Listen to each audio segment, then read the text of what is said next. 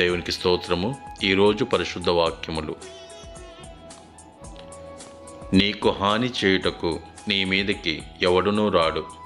అపోస్తుల కార్యములు 18వ అధ్యాయము 10వ వచనము.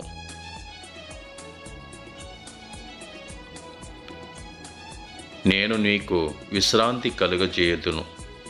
మత్తయి 11వ అధ్యాయము 28వ వచనము. I will give you rest. Mattayi chapter 11 verses 28. ప్రార్థన.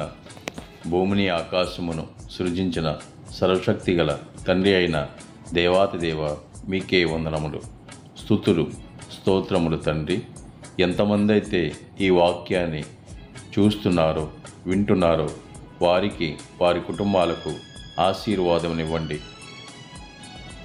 వారు చేయుచున్న పనులలో, వారు చేయుచున్న ఉద్యోగాలలో, వారు చేయుచున్న ప్రతి పనిలో మీరే తోడుగా ఉండి వారికి నీడగా ఉంటారని, బలమునిస్తారని ప్రార్థిస్తూ, మా ప్రభువును మీ ప్రియ కుమారుడైన యేసుక్రీస్తు వారి పేరట బ్రతిమాలి వేడుకునిచున్నాము తండ్రి.